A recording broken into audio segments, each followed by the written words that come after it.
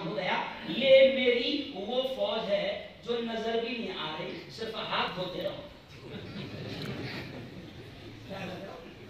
सिर्फ हाथ धोते रहो। कृपया खुद की भी हिफाजत करे, दूसरों को भी बचाए। जब तक क्या बोलते, जब तक दवाई नहीं तब तक ढिलाई नहीं। तो वो अर्णब गोस्वामी को जब पकड़ा गया तो मैंने उस पर डायलॉग बोला कि जब तक धुलाई नहीं तब तक ढिलाई नहीं। अल्लाह ने मौका दिया है, मस्जिदों को आबाद करो। मेरे आका ने फरमाया, मैंने एकदम आम अंदाज में ये हदीस पढ़ी कि मेरे आका ने फरमाया, अस्सलातु खुर्रतु ऐनी, नमाज मेरी आंखों की ठंडक है। क्या? नमाज मोमिनीन की मेराज है, नमाज दीन का सुकून है। मेरे आका ने फरमाया, जिन घरों में कुरान की तिलावत नहीं होती, जिन घरों में नमाजें नहीं होती, मेरी बहनों सुन लो, मेरे आका ने फरमाया, जिन घरों में कुरान की तिलावत नहीं होती, जिन घरों में नमाजें नहीं होती, आका ने फरमाया वो घर कब्रिस्तान की मानिंद है। कब्रिस्तान की मानिंद। आज मेरे बाप का इंतकाल हो गया, कब्रिस्तान की ऐसी दहशत और डर मेरे दिल में है कि अगर अभी किसी से कहा जाए कि 11 बजे अकेले जाकर कब्रिस्तान में अब्बा की कब्र पर फातिहा पढ़ के आएगा, नहीं आएगा, डर लगेगा। दहशत है, एक डर है, एक खौफ होगा।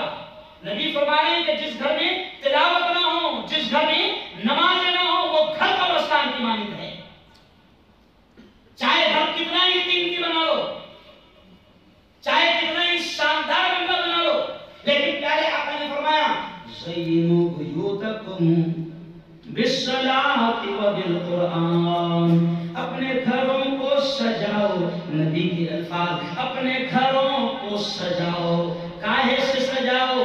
बिस्सलाति व बिलकुरआन, नमाजों से सजाओ, कुरान की तिलावत से सजाओ। करके तो देखो,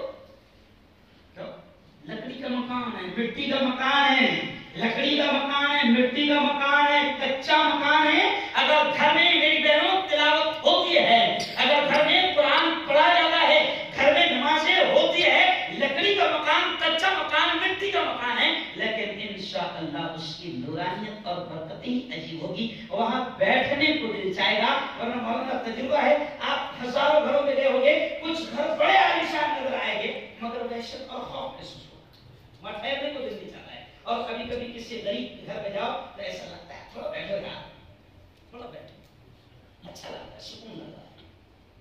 क्यों? घरों में सुकून चाहते हो, नमाजों को जिंदा करो। घरों में बरकतें चाहते हो, नमाजों को जिंदा करो। घरों में सुकून चाहते हो, कुरान की तिलावत को जिंदा करो। आज हाल क्या है? एक जमाना तारीख में ये भी मिलता है मौलाना कि मुसलमानों के मोहल्लों का हाल, एक जमाना तारीख में ये भी मिलता है कि मुसलमानों के मोहल्लों का हाल ये होता था फजर के वक्त में कि जब मुस्लिम मोहल्लों से गुजरो तो वहां से कुरान की तिलावत की आवाजें आया करती थी। कहीं पर यासीन पढ़ा जा रहा है, कहीं पर सूरह मुल्क पढ़ा जा रहा है, कहीं सूरह बकरा पढ़ी जा रही है, कहीं सूरह इखलास पढ़ा जा रहा है, कुरान की तिलावत की आवाज आती थी। आज सुबह 8 बजे मुसलमानों के घर पास से गुजरो, मुसलमानों के मोहल्ले में गुजरो तो ऐसा लगता है जैसे कब्रिस्तान से गुजर रहे हैं। बिल्कुल मस्जिदों में आने को तैयार, अल्लाह की जानिब से दावत दी जा रही है, हय्या अलस सलाह, आजा मेरे बंदे नमाज को आजा, हय्या अलल फलाह, आजा देख तेरी कामयाबी इसी में है, अस्सलातु खैरुम मिनन नौम, मेरे बंदे नींद से बेहतर नमाज है, नींद से बेहतर नमाज है। मस्जिद अल्लाह के घर के बाजू में घर है, आने को तैयार नहीं, उठा नहीं जा रहे। बल्कि ये बात कहते कहते मुझे एक बात याद आई कि अभी भी सर्दी सख्त है, सख्त सर्दी है। अभी भी आपको कुछ लोग रास्तों में 3-4 किलोमीटर उनके गांव से दूर नजर आएंगे चलते। तो ये जुमला मैं क्यों कह रहा हूँ, आपको 4-5 किलोमीटर पे लोग नजर आएंगे। उससे पूछो भाई क्या बात है, कहाँ जा रहे हो, आओ गाड़ी में बैठ जाओ। तो कहते नहीं, डॉक्टर ने कहा है कम से कम 5 किलोमीटर चलना है। शुगर है, शुगर है, वार्निंग क्या बोलते हैं इसको, morning walk to be compulsory, इतना चल वरना चला। तो मैं हंसते हंसते कहता हूँ कि पहले समझाया जाता था सलातु खैरुम मिनन नौम, अल्लाह की जानिब से दावत दी जाती थी आजा, लेकिन नींद से बेहतर नमाज है।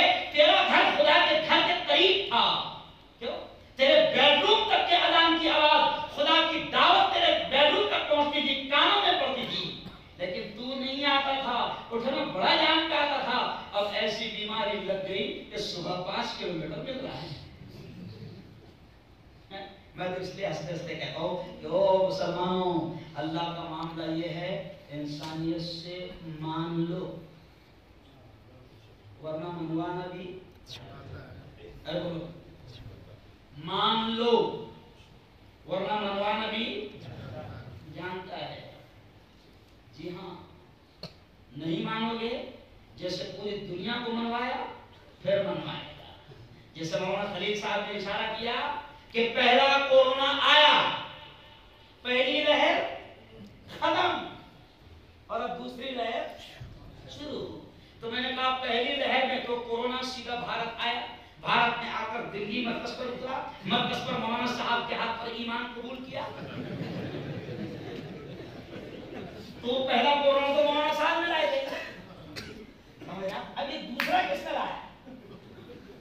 समझा? दूसरा किसने लाया? तो याद रखो, अल्लाह मनवाएगा।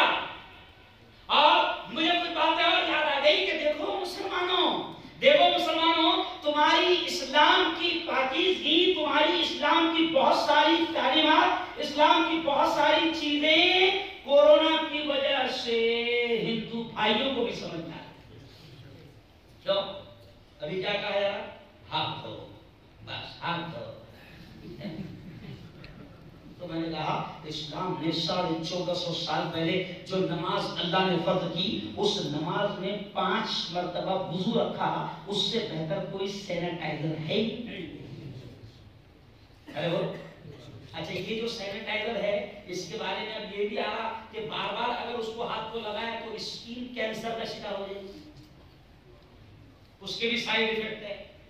तो लेकिन 1500 साल पहले नबी ने बेहतरीन सैनिटाइजर बताया था कि 5 वक्त नमाज पढ़ेगा तो नमाज के लिए वजू फर्ज, वजू जरूरी, और वजू करेगा तो सिर्फ ऐसा नहीं कि बस ऐसा तैसा जैसा कर ले वैसा नहीं, बल्कि सुन्नत तरीका ये बताया था कि उंगलियों में खिलाल करना, दाढ़ी में खिलाल करना, पैर की एक एक उंगली बराबर धरना। कहीं पर कोरोना चिपका हुआ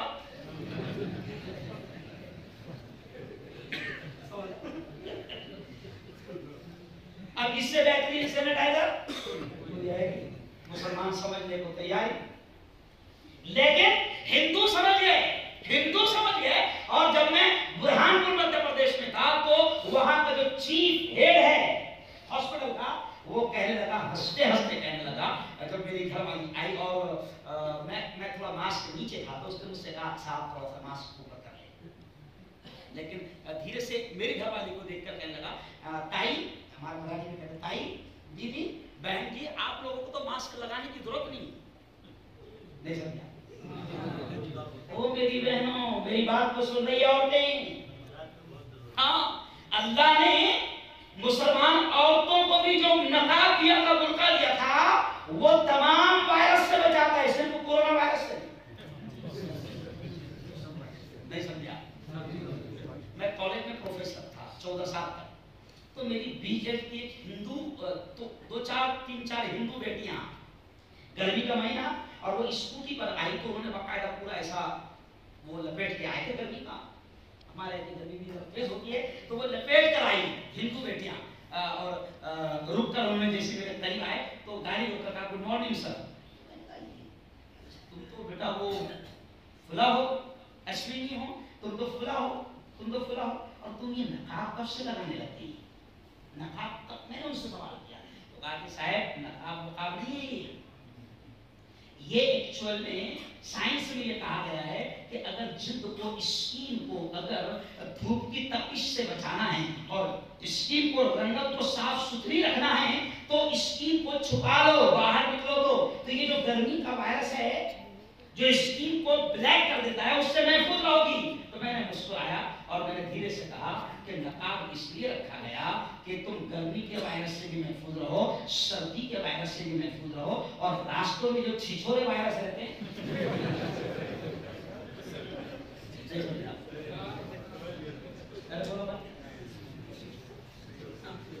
تو آج ملک میں بلکہ ایک اور اہم بات یاد آ گئی، آج ملک میں حالات خراب ہیں۔ آپ دیکھیں کہ 8 سال کی 7 سال کی درندگی اور حیوانیت کی انتہا ہو گئی۔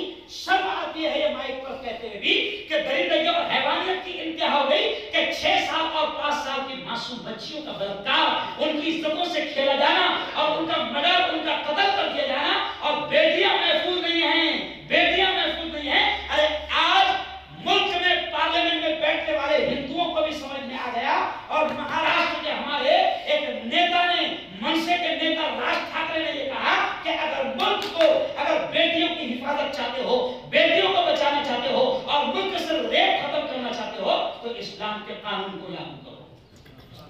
یہ میرے جملے نہیں ہے، راج ٹھاکرے کے جملے ہیں۔ راج ٹھاکرے نے کہا کیوں تم کوئی قانون ہی نہیں بنا رہے؟ میں نے کہا جب مجھ سے پوچھا گیا ایسے نیتا آپ کیا چاہتے ہیں، میں نے کہا زنا پر باقاعدہ پھانسی کا قانون لایا جائے، لیکن مسئلہ یہ ہے کہ پھانسی کا قانون اگر لا دیے تو پھر آسارام کو کیا کرے نہیں سمجھا؟ کیونکہ اپنے بڑے بڑے گروپ آئے ہیں اندر، کون سے کیس میں؟ ارے سمجھ گئے اسی دو کیس میں۔ لیکن آج غیروں کو سمجھنے والا کہ بیٹیوں کی اگر حفاظت چاہتے ہو تو اسلام کا قانون لاؤ، تو یہ تو سزا والی بات ہوئی۔ لیکن میری بہنوں، میری بیٹیوں جو میری بات کو سن رہی ہو، اسلام نے تمہاری حفاظت رکھی ہے پردے میں، اسلام نے تمہاری حفاظت رکھی ہے نقاب میں۔ کسی نے جملہ کہا تھا، بڑا اچھا میرے ذہن میں آ گیا، کسی نے جملہ کہا تھا، میں میری بہنوں سے کہہ رہا ہوں، عورتوں سے کہہ رہا ہوں کہ تم نقاب میں رہو، دنیا اوقات میں رہے، لیکن تم اپنی اوقات کو چھوڑو نا، تم بے حیائی مت اختیار کرو، تم بے شرمی مت اختیار کرو، تمہارے لباس سے ایسا لگے کہ کوئی مسلمان عورت جا رہی ہے۔ اور میں بڑی ذمہ داری کے ساتھ یہ کہہ سکتا ہوں کہ جب میری کوئی بیٹی، مسلمان عورت، مسلمان بہن جب نقاب پہن کر پورے حجاب اور پورے پردے کے ساتھ نکلتی ہے تو میں اللہ کے گھر میں بیٹھ کر یہ کہہ رہا ہوں کہ راستے پر کھڑے رہنے والے شہید کو بھی یہ لگتا ہے کہ یہ با عزت عورت جا رہی ہے، عزت دار عورت جا رہی ہے۔ اور جب آپ خود ہی اگر بے نقاب رہو گی تو آپ دعوت دے رہی ہو، آپ گناہوں کی طرف دعوت دے رہی ہو۔ آج بہنیں سن رہی ہے تو میں ان کو بھی یہ پیغام دے رہا ہوں کہ خود بھی پوری طریقے سے حجاب کو اختیار کرو، اللہ نے اس میں دنیا کی بھی حفاظت رکھی ہے اور آخرت کا بھی انعام رکھا ہے۔ اپنی چھوٹی چھوٹی بچیوں کو تیار کرو، اور میں پھر یہ بھی کہہ رہا ہوں کہ یہ ساری تعلیمات اسلام کی ہے، اور اسلام نے جتنی تعلیمات بتائی ہے اگر اس کو اختیار مسلمان کرے گا، مرد ہو، عورت ہو، بزرگ ہو، جوان ہو، بوڑھا ہو، اسلام کی تعلیمات کو اختیار کرے گا، دنیا کا بھی فائدہ، آخرت کا بھی فائدہ۔ جی ہاں،